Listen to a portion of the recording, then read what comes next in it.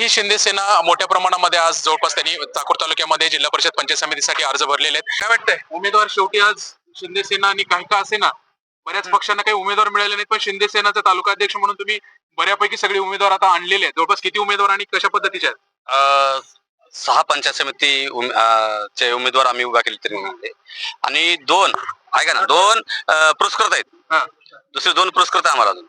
त्याच्यामुळे पूर्ण 8 उमेदवार होते आमच्या पंचायत समितीचे आणि 3 जिल्हा परिषदचे. असे मिळून आम्हाला चांगले जवळजवळ पंचायत समितीच्या जवळजवळ गेला. जवळजवळ पूर्ण जिल्हा परिषदेला मिळाले नाही. मिळाले.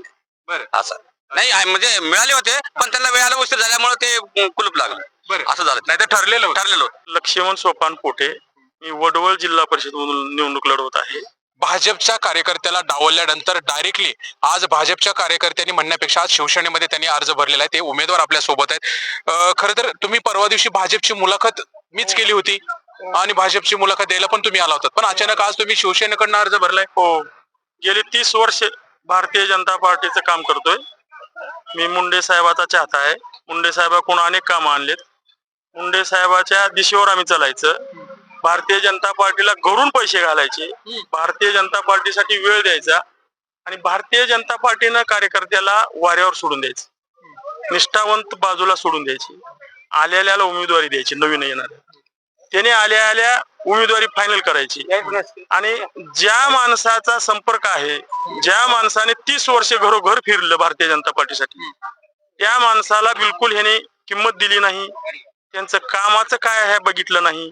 नेते मंडळी त्यांच्या हिशोबानं जे काही म्हणजे आपल्या हिशोबाकडे असतात त्याच्या हिशोबाने त्यांनी चालवणार. त्याच्यामध्ये जी काही आता निर्णय आपण घेतलाय म्हणजे शिंदे साहेबाची जी सेना आहे आपली, त्याच्यातून निवडणूक लढवायची.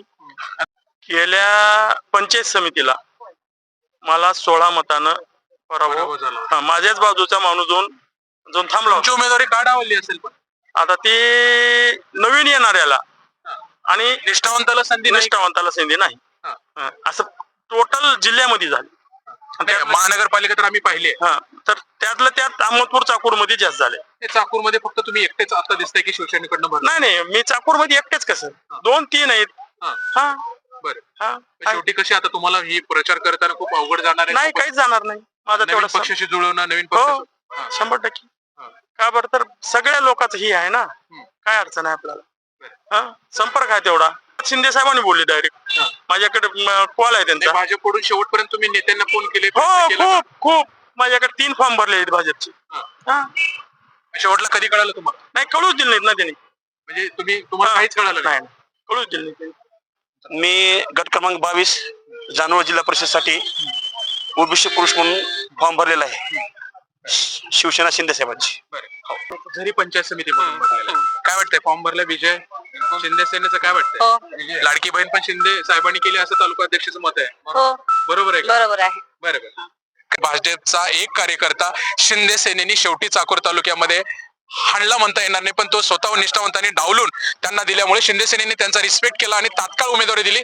एकनाथ शिंदेचं हे काम तुम्हाला तर माहितीच आहे, सांगायची गरज नाही. त्यांनी बरोबर त्यांना त्या प्लॅनिंगने चालतात. आपल्याला फक्त बघायचं की सामना कशा पद्धतीने चालणार आहे आणि उमेदवार कोण निवडून येणार आहे. धन्यवाद. तालुक्यामध्ये भाजपच्या निष्ठावंत कार्यकर्त्याला डावलून त्यांना तिकीट न दिल्यामुळे डायरेक्ट त्यांनी शिंदे सेना, उपमुख्यमंत्री शिंदे सेना या पक्षातनं त्यांनी उमेदवारी अर्ज भरलेला आहे. खरं तर भाजपला पहिला धक्का म्हणावं का, किंवा मग पुढे भाजपला तिथली जी जागा आहे पंचायत समितीची ती खूप मोठ्या प्रमाणात जड जाणार आहे का असं आपल्याला इथे नमूद करावं लागेल. आपल्याकडे शिंदे सेनेचे तालुका अध्यक्ष पण आहेत, त्यांना पण विचारत शेवटी उमेदवार भाजपचा गळाला लावला का मग स्वतःहून ते इकडे तुमच्याकडे आले? नाही, स्वतःहून ते इकडे आमच्याकडे आलेले आहेत. बरं, फक्त लक्ष्मणजी पोटे साहेब आहेत, ते फक्त भाजप नाराज होऊन आमच्याकडे आले. आणि जिल्हा परिषद 3 जिल्हा परिषद आमचे ते जिल्हा तालुक्यात एकूण उमेदवार एकूण जिल्हा परिषदचे 3 उमेदवार रोहिणा जिल्हा परिषद, वडवळ आणि जानवळ आणि 6 पंचायत समिती. पंचायत समितीला 6 आहेत. पोटे आता कुठून आहे? वडवळ पंचायत समिती, जिल्हा परिषद मधून वडवळ. तर चाकूर तालुका कुठेतरी निष्ठावंताला डावलल्याचा एक त्या तालुका वगळतो की काय असं आपल्याला वाटलं होतं, पण शेवटी अगदी शेवटच्या क्षणामध्ये असं झालेलं आहे की भाजपच्या निष्ठावंत जे कार्यकर्ते आहेत पोटे यांना डावलून उमेदवारी न दिल्यामुळे त्यांनी डायरेक्टली आता शिवसेना शिंदे सेनेमधनं प्रवेश केला आणि तात्काळ त्यांनी उमेदवारी घेतलेली असं आपल्याला इथे नमूद करावं लागेल.